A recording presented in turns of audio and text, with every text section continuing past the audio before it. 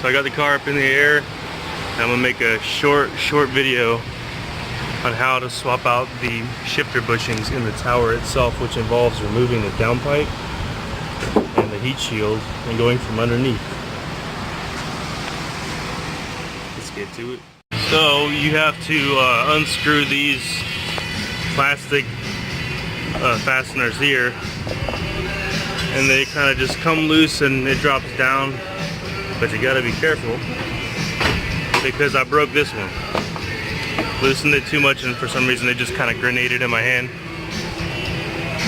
And as far as these guys, this one was bent sideways from running over something.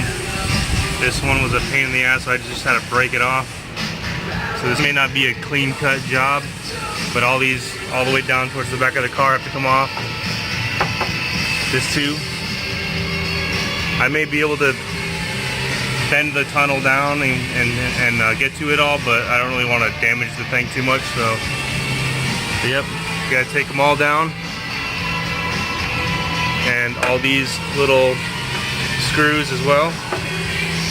Drop the tower, drop the heat shield down, and the tower for the shift box is like right under here.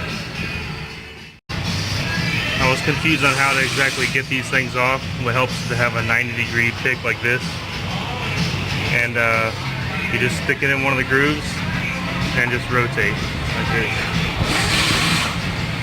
That's it, just keep turning. What a pain in the ass this is. Even with all the fasteners out, maneuvering it out to clear the exhaust clamps, which on this side I had to let loose to get the tunnel moved this way a little bit,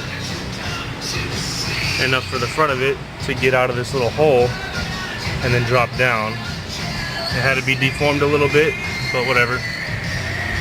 So there we have it.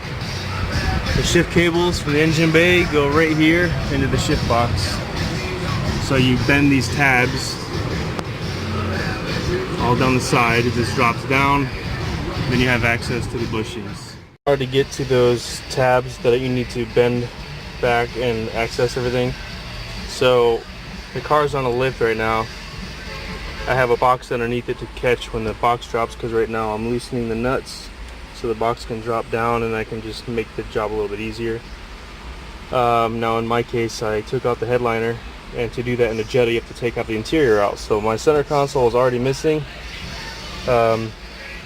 This is quite a bit of a big job, but for anyone that experiences slop and play in the shifter back and forth, you notice a lot of notchiness in the shifting, going from first to second or third to fourth or whatever. You know, that's caused by the play in the shift bushings down here. On Mark IVs, there's like a hole over here or over here, more access over here than this one, and you can usually do them in the car. There's other models where you drill a hole right here, according to DieselGeek, about 1.5 inch, 2 inch hole, and you get through it here. But in my case, in the 2010 model, the best way to do it is to get underneath the car, take the bottom of the box apart, and do the 2 or 3 bushings that are down there. So I already did the shifter shaft bushings right here because it was really feeling like crap going in reverse, not wanting to come back up and all that stuff, so making it hard to find reverse and everything. So DieselGeek has a lot of nice bushings. If you're willing to take apart the car extensively, maybe you're doing other work like a 6-speed swap or something big, you might as well take a whole bunch of stuff apart and do this too, because it'll make the car feel brand new. And these bearings aren't going to deteriorate and fall apart like the stock ones do, so good investment. These are the tabs that you're bending back. I got most of these on this side bent already, straight up. So what I found is they bend pretty easily because they're aluminum, but sometimes they're a little hard to get into right here. But when you do get into them, I have this large flathead, and it makes it pretty easy with leverage just to kind of get in there, spread it apart, just to get it off the lip. Once you do that on all four sides, the bottom of this will come down. Literally just pop this cover off, and look at all the remnants of the bushings that fell out. Horrible. Let's see what else is in there. Look at all that.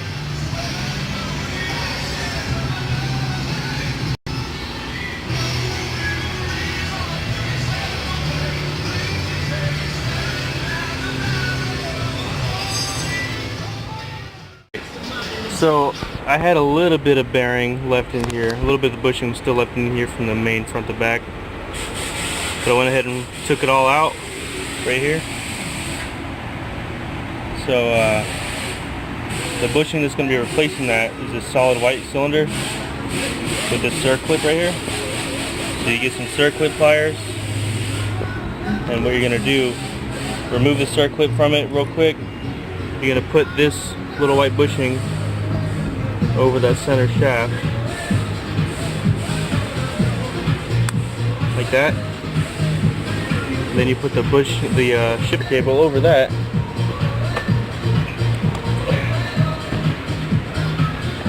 Kind of hard to do it with one hand. Slide it over. Got some lovely soundtrack in the background. I'm gonna pause it real quick. Alright, so I got it on there. Put the cable onto the end like that. And then you're gonna put the circlip on, which I definitely cannot do one-handed. Circlip will go there to hold it in place, and I'm going to show you this other one too in a second. Alright, so getting this one off was a bit of a pain.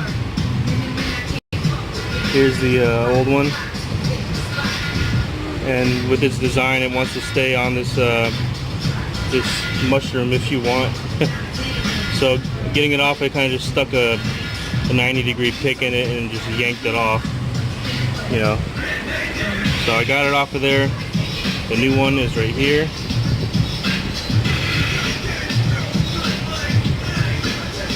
We're gonna put the cable back on it.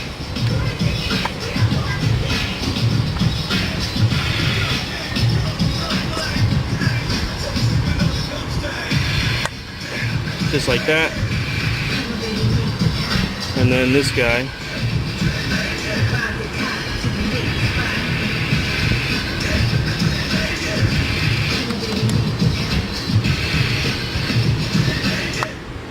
there we go.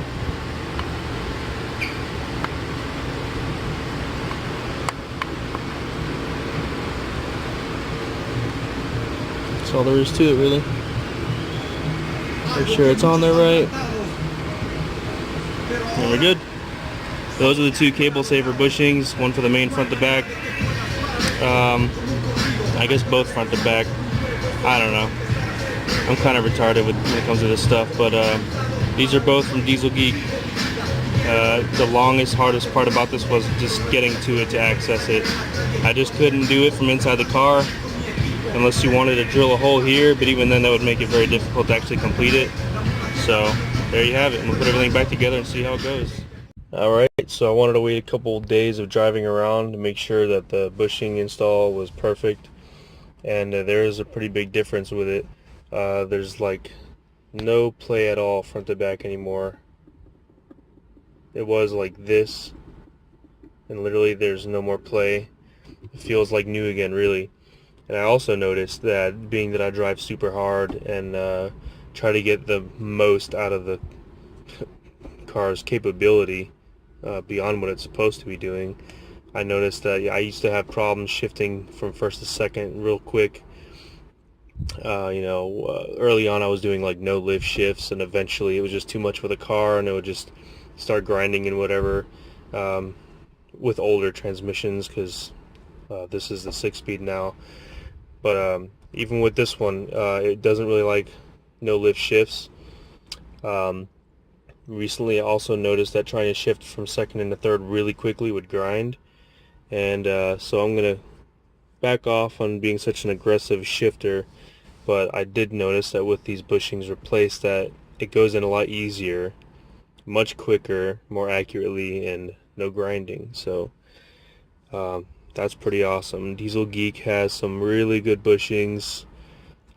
Mark 4, Mark 5, Mark 6, 5-speed, 6-speed, whatever you have, whatever you need. They have kits that involve a few different bushings, and they sell them individually too. So I highly recommend them. I've used literally every DieselGeek bushing that they sell for this car. The 5-speed bushings and the 6-speed, end link bushings, shifter shaft bushings. I got the new spring from the dealership, by the way. It was like $2. And of course the ones down here that are in the video. So awesome. Highly recommend.